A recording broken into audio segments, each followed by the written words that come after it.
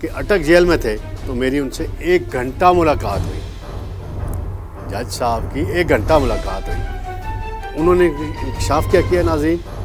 خان صاحب نے کہا میں جیل میں خود کو محفوظ سمجھتا ہوں۔ بڑی اہم بات کی جی۔ بسم اللہ الرحمن الرحیم، میں ہوں طارق سمیر، ڈیلی ممتاز ڈیجیٹل کے ساتھ۔ ناظرین، آج میں نے بات کرنی ہے کہ عمران خان صاحب خود کو کہاں پہ محفوظ سمجھتے ہیں، اور یہ بات انہوں نے کس سے کی ہے۔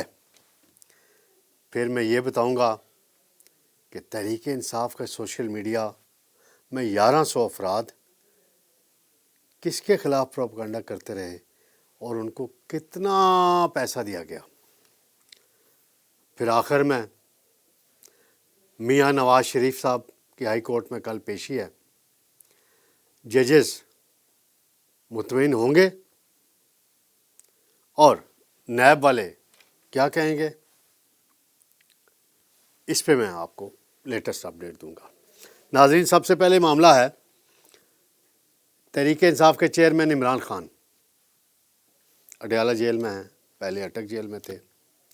سائفر کیس میں فرد جرم عائد ہو چکی ہے۔ ان کے وکلاء ہیں سلمان صفدر اور خالد یوسف، آج ہائی کورٹ میں پھر چلے گئے کہ فرد جرم کی کارروائی کو انہوں نے چیلنج کر دیا جی۔ ٹھیک ہے، رائٹ ہے ان کا۔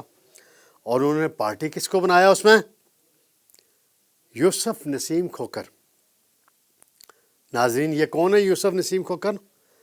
یہ سابق سیکرٹری داخلہ ہیں اور موجودہ سیکرٹری داخلہ درانی صاحب ہیں۔ وہ ان سے کہا گیا ہے کہ یہ انہوں نے غلط کیس بنایا ہے اور یہ جو جلد بازی میں ٹرائل کیا جا رہا ہے اس کو روکا جائے۔ اب ہائی کورٹ دیکھتے ہیں کہ فرد جرم کی کارروائی کو آگے اب 27 تاریخ کو گواہوں کو طلب کیا گیا ہے۔ جج صاحب ابوالاسناد جو اسپیشل جج ہیں سائفر کورٹ کے، انہوں نے تو میں نے آپ کو بتانا ہے کہ خان صاحب جو ہیں وہ خود کو کہاں محفوظ تصور کر رہے ہیں، سمجھتے ہیں کہ میں وہاں محفوظ ہوں، سیکیورٹی رسک کم ہے۔ اس کا انکشاف کس نے کیا جی؟ خان صاحب کے ایک وکیل ہیں، بڑے سنجیدہ وکیل ہیں، نعیم پنجوتا صاحب ہیں۔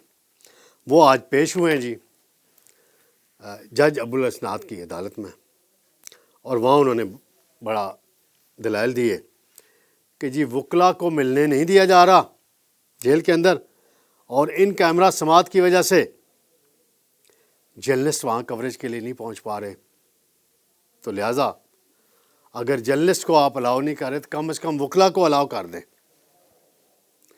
تو اس پر جج صاحب نے کہا کہ مجھے صحافیوں سے کوئی مسئلہ نہیں ہے، میرے لیے بڑے قابل احترام ہیں، لیکن یہ جو آفیشیل سیکرٹ ایکٹ ہے جس کے تحت یہ کارروائی ہو رہی ہے، اس میں یہ موجود ہے کہ ان کیمرہ سماعت ہونی ہے، اور حکومت نے بھی یہ فیصلہ کیا ہے، تو لہٰذا اس کی میں تو فی الحال اجازت نہیں دے رہا۔ آپ لوگ ہائی کورٹ بھی جا چکے ہیں اس معاملے میں، اگر آپ کے پاس کوئی ہائی کورٹ کا آرڈر ہے تو مجھے دکھا دیں۔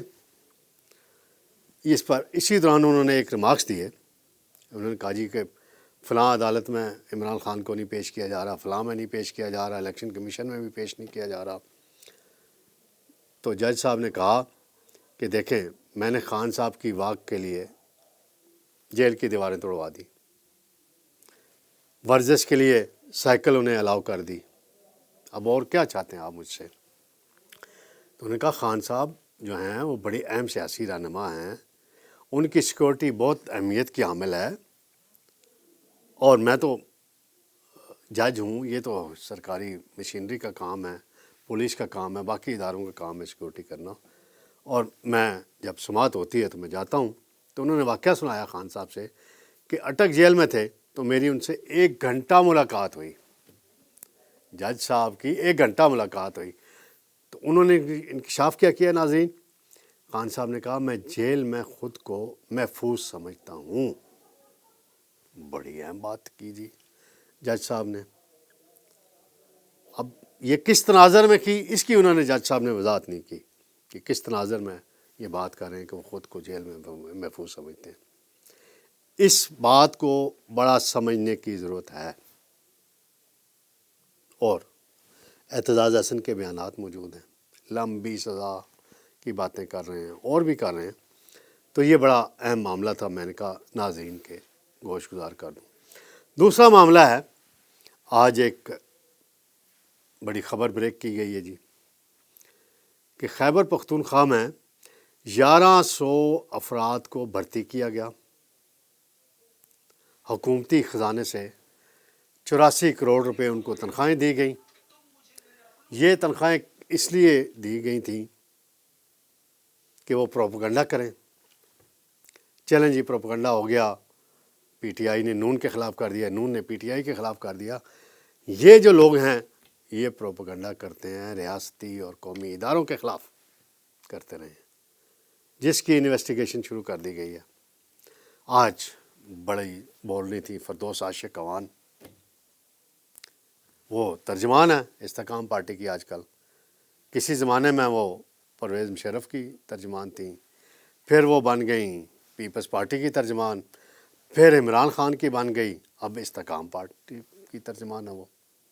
اب آگے کچھ پتہ نہیں کس پارٹی کی وہ ترجمان، کہہ رہی تھی جی انویسٹیگیٹ۔ تو بھائی جب آپ پی ٹی آئی میں تھیں، یہ کام ہو رہا تھا، غلط کام ہو رہا تھا آپ کے بقول، آپ نے آواز اٹھائی نہیں اٹھائی۔ عطا تارڑ صاحب ہیں، بڑے وکیل ہیں میاں صاحب کے، نوجوان ہیں، انہوں نے بھی بڑی اس پہ باتیں کی ہیں۔ تو 16 مہینے آپ کی حکومت تھی نا جناب تارڑ صاحب، تو آپ نے ان 1100 افراد کے خلاف کیا کارروائی کی؟ کیا صرف سیاسی پوائنٹ سکورنگ کرنی ہے؟ آپ بھی کارروائی کرتے ہیں نا۔ اگر یہ افراد غلط بھرتی کیے گئے اور انہوں نے سوشل میڈیا پر پاک فوج کے خلاف پروپیگنڈا مہم چلائی تو ضرور کارروائی ہونی چاہیے،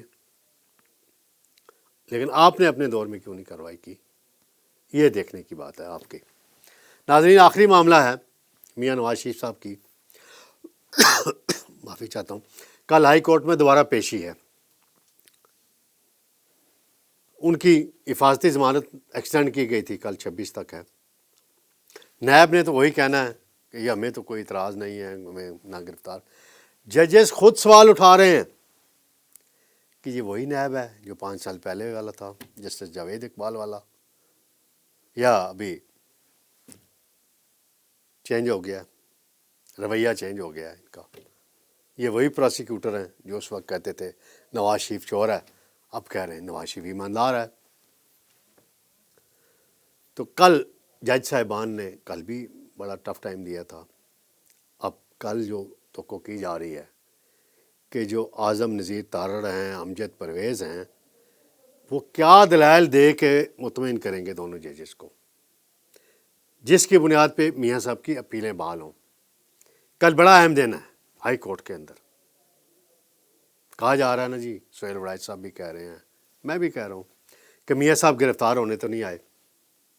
ٹھیک ہے، وہ تو وزیر اعظم بننے کے لیے آئے ہیں، ملک کی معیشت ٹھیک کرنے کے لیے آئے ہیں، بڑی اچھی بات ہے۔ انہوں نے ماضی میں بھی ہمیشہ حکومت میں ہوتے ہوئے ڈیلیور کیا ہے، اچھے اچھے کام کیے ہیں، میگا پروجیکٹ کیے ہیں، بجلی کی بحران ختم کیا ہے، موٹر ویز بنائے ہیں، ایٹمی دھماکے کیے ہیں، انڈیا کو بھرپور جواب دیا ہے۔